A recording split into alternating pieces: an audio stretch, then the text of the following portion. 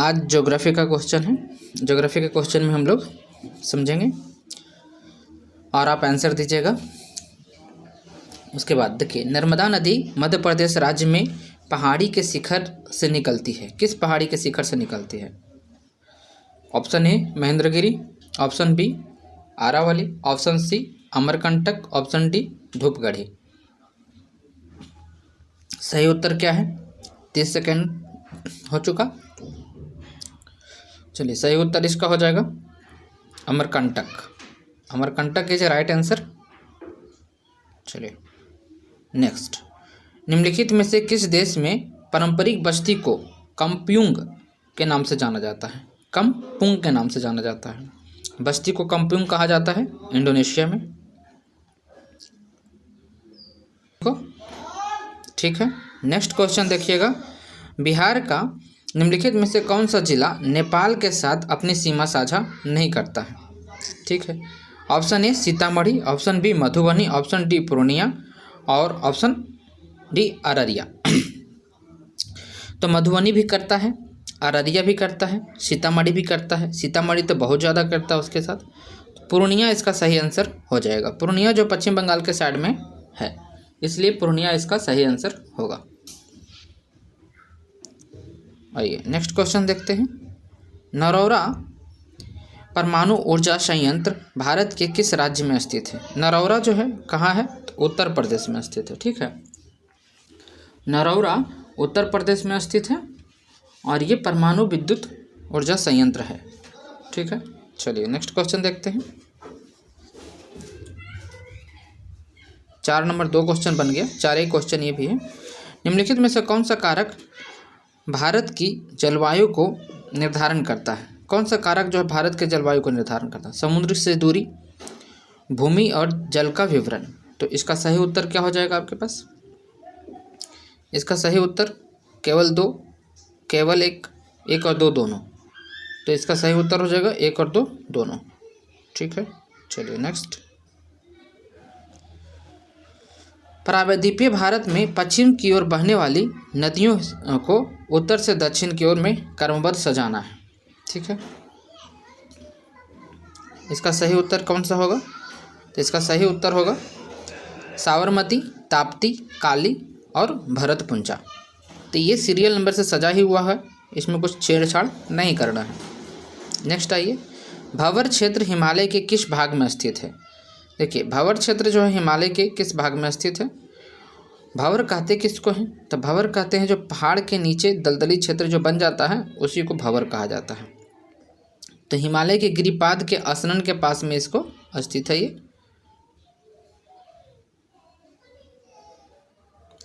निम्नलिखित में से कौन सा स्थान अलकनंदा भागीरथी नदी के संगम स्थल है? उसके बाद फिर गंगा नदी बन जाता है।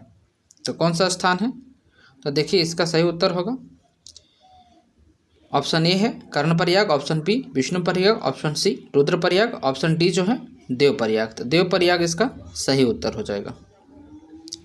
पीला सागर मुख्य भूमि चीन और किस प्रायद्वीपीय के बीच स्थित है? पीला सागर मालदीव, इंडोचीन, कोरियाई और सोकोतन द्वीप। तो इसमें सही उत्तर हो जाएगा कोरियाई द्वीप।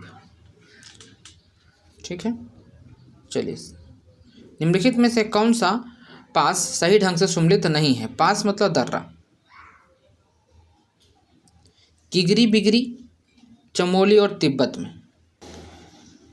ऑप्शन बी है दमरा पिथौरागढ़ तिब्बत, मुलांगा उत्तराकाशी तिब्बत और बाराहोती बागेश्वर उत्तराकाशी।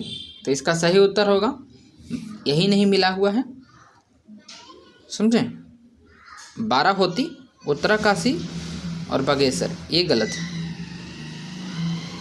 ठीक है, चलिए आगे बढ़ते हैं। 4550 मीटर की ऊंचाई पर मानसरोवर के पास राक्षसताल झील से निकलने वाली नदी, जिसे वहाँ लोग लांगचिन खवाब कहा जाता है। कहाँ? तिब्बत में इसको लांगचिन खवाब कहते हैं। इस नदी का नाम क्या है? तो ये सतलुज नदी है भारत में, जो सिंधु का एक सहायक महत्वपूर्ण नदी है और ये पंजाब हरियाणा होते हुए पाकिस्तान के पंजाब चला जाता है। भारत का सबसे बड़ा एल्युमिनियम कारखाना किस राज्य में है? आपको पता होगा बॉक्साइट जो है, बॉक्साइट एल्युमिनियम का अयस्क है। अयस्क उसे कहा जाता है जो धातु निकलने से पहले मिट्टी के रूप में फॉर्म में होता है, उसे अयस्क कहते हैं। सबसे बड़ा बॉक्साइट का उत्पादक उड़ीसा है, इसलिए एल्युमिनियम का भी सबसे बड़ा उत्पादक उड़ीसा हो गया। चिपको आंदोलन किससे संबंधित है? चिपको आंदोलन में पेड़ था, पेड़ से लोग चिपक कर पेड़ कटने से बचाते थे, पर्यावरण से संबंधित है ये। इसका प्रतिपादन करने वाला व्यक्ति का नाम सुंदरलाल बहुगुणक था। सुंदरलाल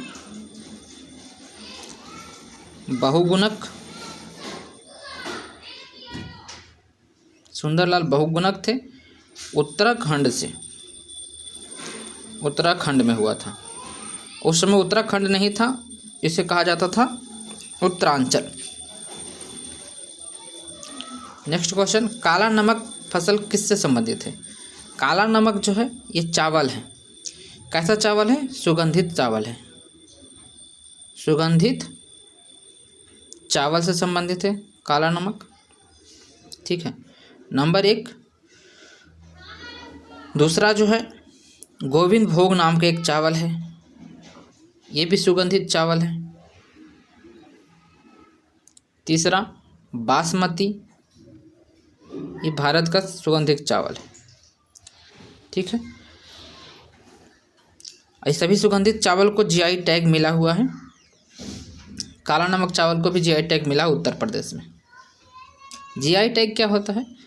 वैसे टैग जिसमें ज्योग्राफिकल इंडिकेशन दे दिया गया है कि इसे इस क्षेत्र के अलावा दूसरे क्षेत्र में नहीं पाया जाता है और उस क्षेत्र में पाने का एक विशेष इसका महत्व होता है। सोन नदी मध्य प्रदेश से निकलती है, गंगा में मिलती है।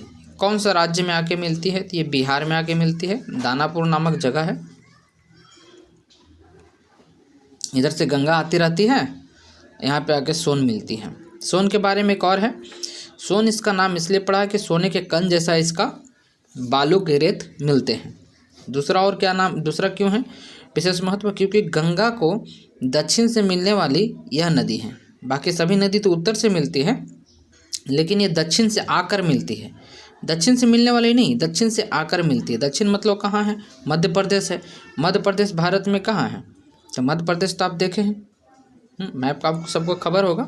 तो देखिए ये रहा भारत का मैप।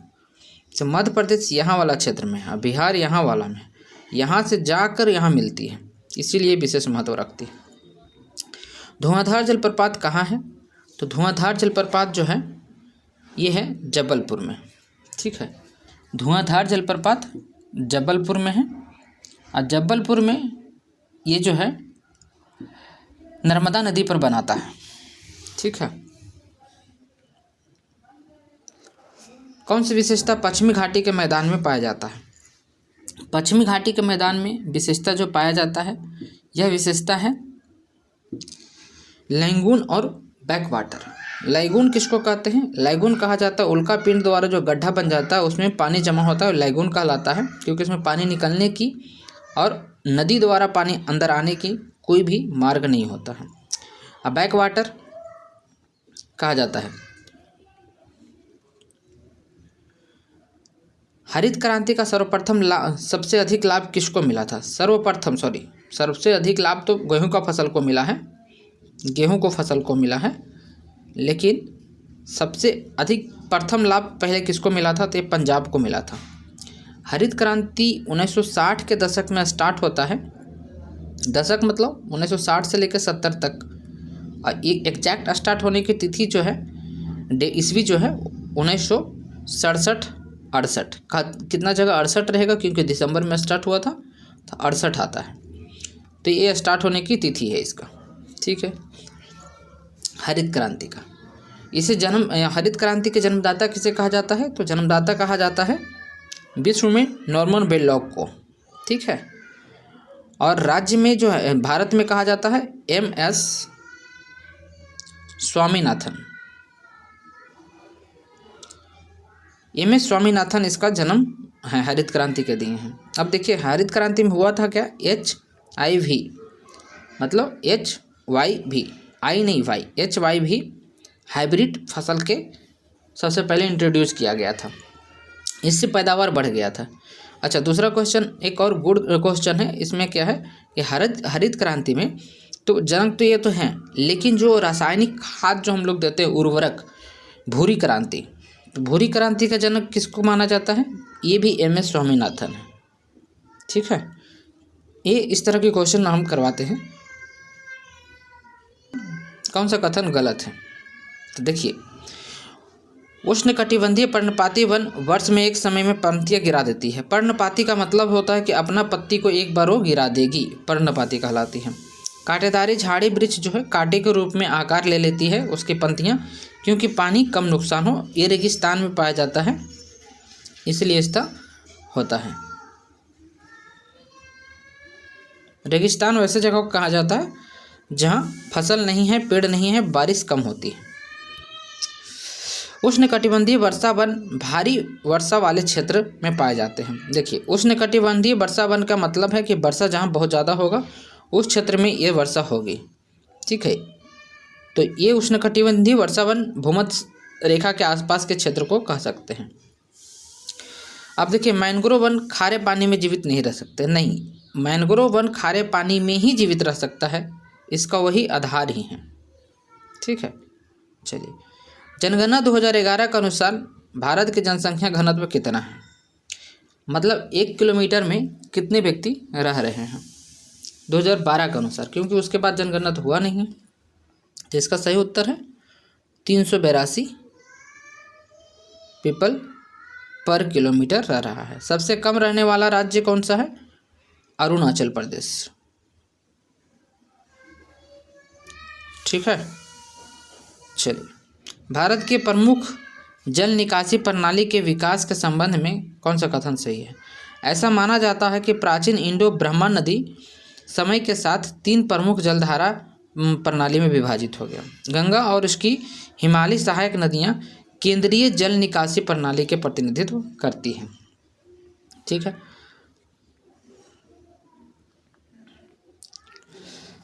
पश्चिम जल निकासी प्रणाली में ब्रह्मपुत्र और उसके सहायक नदियां शामिल हैं। पश्चिमी जल निकासी प्रणाली में ब्रह्मपुत्र और उसके सहायक नदी शामिल हैं। इसमें कौन सा उत्तर सही है? 1 और 2 देखिएगा, 2 और 3, 1 2 3, 1 और 3 और 1 और 2। तो देखिए, पश्चिमी जल निकासी प्रणाली ब्रह्मपुत्र के लिए सहायक नदी नहीं है, पश्चिमी नहीं है, पूर्वी होना चाहिए, यही उत्तर सही होना चाहिए, लेकिन यहाँ पश्चिमी लिख दिया तो इसलिए ये गलत हो गया। अब सही कौन हुआ? तो ये सही हो गया, ये सही होगा। तो ऑप्शन कौन सा है? तो ऑप्शन नंबर डी में इसका सही उत्तर है। भारत का प्रायद्वीपीय पठार पृथ्वी के सबसे पुराने भूभाग में से एक है और यहाँ कभी था नामक प्राचीन पर्वत का भी हिस्सा था। मतलब कि देखिए, कौन सा पर्वत का ये हिस्सा था? तो ये जो है लॉरेशिया, अंगारा लैंड, गोंडवाना लैंड, यूरेशिया। तो आपको बताऊं, लॉरेशिया जो है गोंडवाना लैंड के साथ ही अस्तित्व में आया था। इसका सही उत्तर क्या होगा? तो इसका सही उत्तर जो है गोंडवाना लैंड है। ठीक है, सही उत्तर इसका गोंडवाना लैंड है। ये गोंडवाना लैंड के साथ ही ये निकला था लॉरेशिया। ठीक है, तो अंगारा लैंड कहा जाता है। पूर्वी यूराल पर्वत जो है उसे अंगारा लैंड कहा जाता है। अब मुझे यहाँ पूछा गया है भारत के प्रायद्वीपीय भाग पहले किसका हिस्सा था? तो पहले था गोंडवाना का। अब देखिए, जो भारत जो है, अब वर्ल्ड मैप में देखेंगे तो ये भारत जो है पहले था अफ्रीका के साथ में, बहुत पहले, ये नहीं कि 2014 से पहले की बात नहीं कर रहा हूँ, बहुत पहले। और ये घिसक कर यहाँ आया और टेथिस सागर में भूचाल होने के कारण हिमालय पर्वत बनाता है और यहाँ जाकर एशिया के साथ ये ऐड हो जाता है। समझ में? तो किस्मत सबकी बदलती है, इसी तरह से भारत की भी किस्मत बदल ली और ये अफ्रीका से उठकर एशिया में चला आया। इसीलिए तैयारी करते रहें, मेहनत करें, निराश ना हो, हमेशा पॉजिटिव रहें और किस्मत आपकी भी बदलेगी और आप भी AEDO RRB में सेलेक्ट हो सकते हैं, SSC में सेलेक्ट हो सकते हैं, कहीं भी हो सकते हैं। बट होप छोड़ देंगे तो कहीं सेलेक्शन नहीं होंगे, क्योंकि होप व्यक्ति को जीने की आशा ही व्यक्ति को जिंदा रखती है। ठीक है, ये मेरा कोट बहुत अच्छा मैं लिखा हूँ ये। कैसा लगा आप लोग बताइए कमेंट सेक्शन में। That's all, thank you for today. और आप देखिएगा कि आपका खुद से कितना नंबर आ रहा था, कमेंट में बताइएगा। चैनल को लाइक से सब्सक्राइब कीजिएगा, जिससे कि और भी ज़्यादा मोटिवेशन मुझे मिले और आपको ज्ञान मिले। थैंक यू दोस्तों, बाय।